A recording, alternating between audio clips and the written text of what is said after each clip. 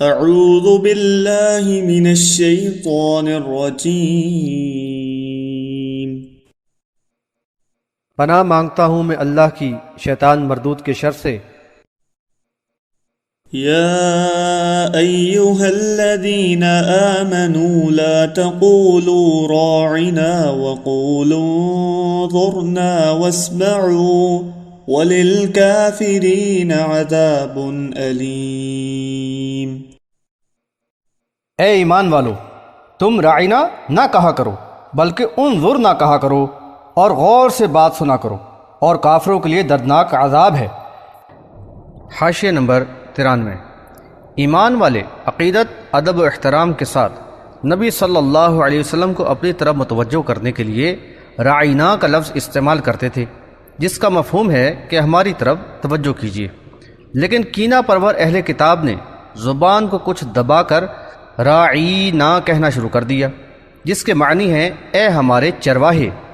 چنانچہ مسلمانوں کو آگاہ کیا گیا کہ ایسے مشتبہ لفظ کا استعمال ترک کر دیں، جس کو بگاڑ کر اہانت و حقارت کے طور پر استعمال کیا جائے۔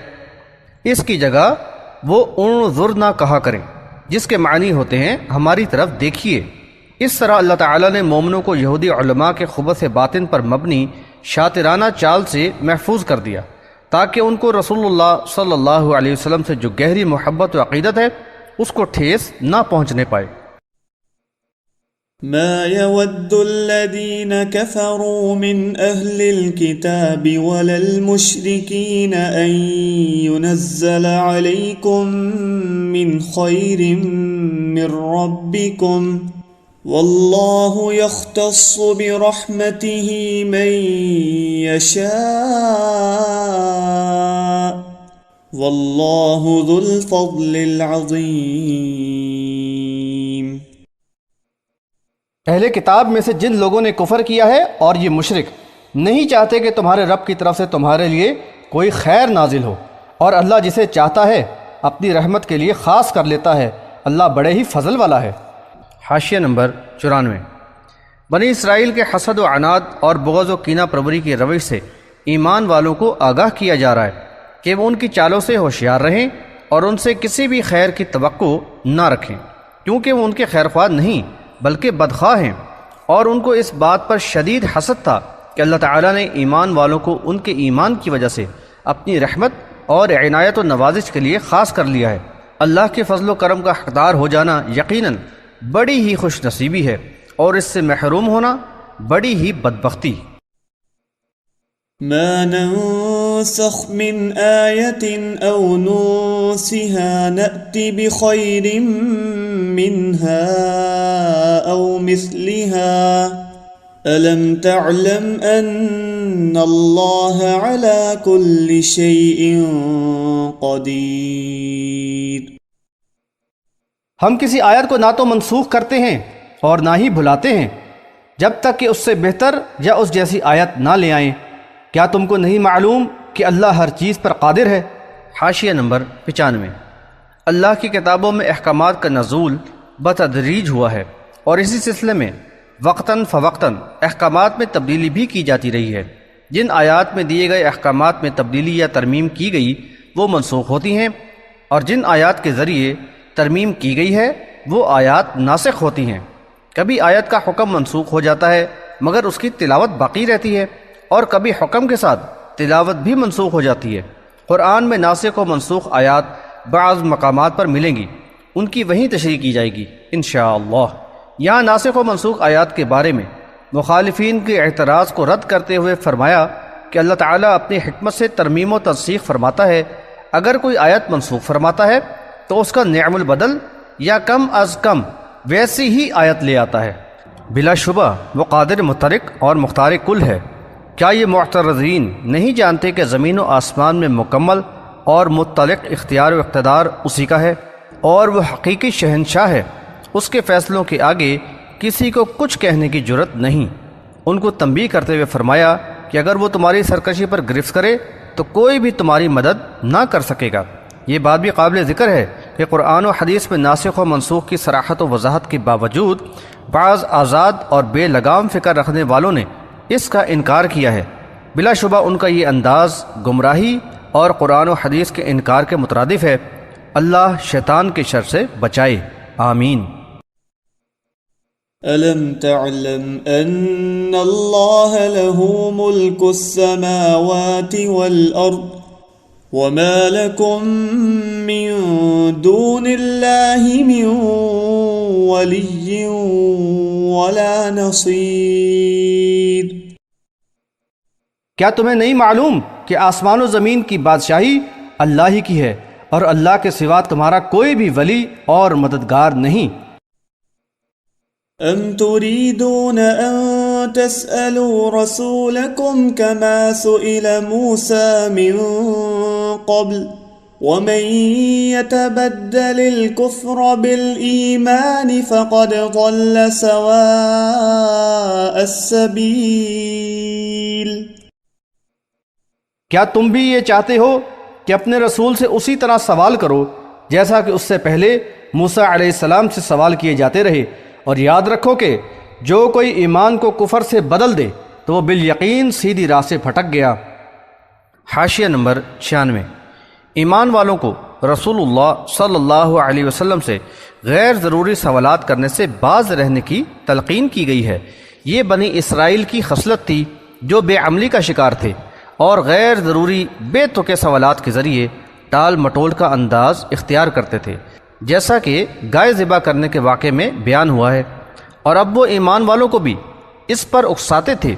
ان کو متنبہ کر دیا گیا کہ بنی اسرائیل کی طرح زیادہ سوالات کرنے سے اجتناب کریں، کیونکہ یہ ایمان و اخلاص اور سمع و طاعت کے قطعاً منافی ہے۔ جو کوئی یہ روش اختیار کرے گا تو اندیشہ ہے کہ وہ عمل کی صلاحیت سے محروم ہو کر کفر کی طرف پھر جائے اور راہ حق سے بھٹک جائے۔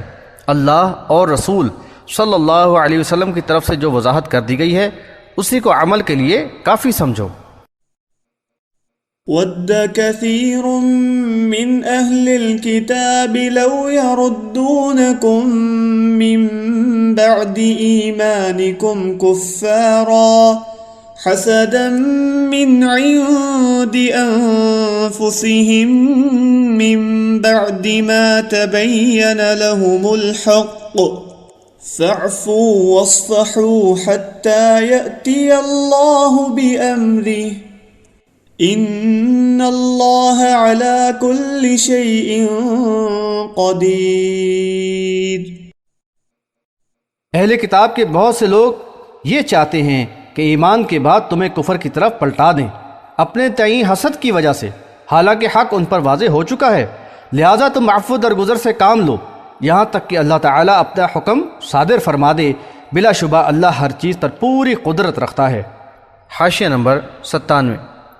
بنی اسرائیل کو پہلے ہی شدید غم و غصہ تھا کہ نبی ان میں سے کیوں نہ ہوا، پھر ایمان والوں کی تعداد میں مسلسل اضافے اور ان کی متواتر کامیابیوں نے ان کے حسن و عناد کی آگ کو اور بھڑکا دیا تھا۔ چنانچہ حق واضح ہو جانے کے باوجود وہ اسلام کو نقصان پہنچانے، شکوک و شبہات کے ذریعے ایمان والوں کو ورغلانے اور اسلام سے پھیر دینے کا کوئی بھی موقع ہاتھ سے نہ جانے دیتے تھے۔ گزشتہ آیات میں بھی ناسخ و منسوخ کے سلسلے میں بنی اسرائیل کے شکوک و شبہات کا ذکر ہے، لہذا مسلمانوں میں ان کے خلاف اشتعال پیدا ہونا فطری امر تھا۔ یہاں ان کو نصیحت کی گئی ہے کہ یہودیوں کی سازشوں اور شیطانی حرکتوں پر عفو درگزر اور اعلیٰ ظرفی سے کام لیں اور اللہ پر بھروسہ رکھیں، وہ قادر مطلق جلد ہی فیصلہ صادر فرمائے گا اور حق کو غلبہ ہوگا۔ وَأَقِيمُوا الصَّلَاةَ وَآتُوا الزَّكَاةَ وَمَا تُقَدِّمُوا لِأَنفُسِكُم مِّنْ خَيْرٍ تَجِدُوهُ عِندَ اللَّهِ إِنَّ اللَّهَ بِمَا تَعْمَلُونَ بَصِيرٌ۔ اور تم صلاۃ قائم کرو اور زکوٰۃ ادا کرتے رہو، اور جو کچھ بھلائی تم اپنے لیے آگے بھیجو گے اس کو اللہ کے ہاں پالو گے، بے شک اللہ تمہارے اعمال کو خوب دیکھ رہا ہے۔ حاشیہ نمبر 98۔ مومنوں کو عفو درگزر اور صبر و تحمل کے ساتھ اقامت الصلاح اور ایتاء الزکاہ کی تلقین کی گئی ہے۔ عبادات کا یہ نظام اللہ سے قربت اور باہمی اخوت و محبت کے ساتھ ہی مومنوں کی تربیت و تزکیہ نفس، اجتماعیت کی استحکام اور عدل و انصاف پر مبنی صالح مسلم معاشرے کے پروان چڑھانے کا مؤثر ذریعہ ہے۔ ان کے اندر یہ احساس ابھارا جا رہا ہے کہ جو بھی عمل صالح وہ کریں، خواہ فرائض یعنی صلاح و زکوٰۃ کی پابندی ہو یا بام حسن و سلوک، صدقات و خیرات وغیرہ، یہ سب اخروی اجر کی امید پر ہونا چاہیے۔ یہ شعور اور احساس انسان کی سیرت و کردار کی تعمیر کے لیے مضبوط بنیاد فراہم کرتا ہے۔ وقالوا لن يدخل الجنة إلا من كان هودا أو نصارى تلك أمانيهم قل هاتوا برهانكم إن كنتم صادقين۔ اور وہ کہتے ہیں کہ جنت میں ہرگز کوئی نہ جائے گا جب تک کہ وہ یہودی یا نصرانی نہ ہو، یہ تو بس ان کی آرزوئیں ہی ہیں۔ تم کہہ دو کہ اپنی کوئی دلیل پیش کرو اگر اپنے دعوے میں سچے ہو۔ حاشیہ نمبر 99۔ ان آیات میں اہل کتاب کی خود فریبی اور ان کے جاہلانہ قومی و دینی تفاخر کا ذکر کیا جا رہا ہے۔ ان کا زعم باطل تھا کہ یہود و نصارہ کے علاوہ کوئی بھی جنت میں نہ جا سکے گا۔ کیسے فریب نفس کا شکار تھے یہ لوگ۔ دراصل ایمان والوں کو اسلام سے پھیرنے اور اپنے مذہب کی طرف راغب کرنے کے لیے وہ یہ پرفریب انداز اختیار کرتے اور ان کو پٹی پڑھاتے کہ تم نے آبائی دین تو چھوڑ دیا، تو اب یہودی یا نصرانی بن جاؤ ورنہ جنت میں نہ جا سکو گے۔ اس سے قبل بھی ان کے ایسی باطل دعووں کی تردید کی گئی تھی۔ بحوالہ سورۃ البقرہ آیات 80 اور 94 ان کو واضح کیا گیا کہ تمہارے پاس اس دعوے کی کوئی دلیل تو ہے نہیں، محض خوش فہمی اور جھوٹی آرزوؤں کا شکار ہو۔ کان کھول کر سنو، اللہ کے یہاں تو ایمان و اخلاص اور تسلیم و رضا کے ساتھ حسن عمل مطلوب ہے۔ جو یہ تقاضا پورا کرے گا اس کو اس کے رب کے پاس بھرپور اجر ملے گا، اور ایسے لوگوں کے لیے نہ عذاب کا خوف ہوگا اور نہ کوئی غم۔ آج یہ آیات اس کلمہ کو امت کے لیے بھی سامان عبرت ہیں۔ بلى من أسلم وجهه لله وهو محسن فله أجره عند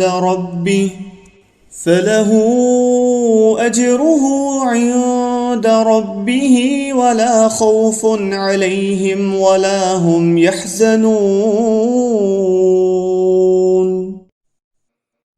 البتہ جس نے اللہ کے آگے سر تسلیم خم کر لیا اور اس نے احسان کی روش اختیار کی تو اس کے رب کے پاس اس کا اجر ہے، اور ایسے لوگوں کے لیے نہ کوئی خوف ہے اور نہ وہ غمگین ہوں گے۔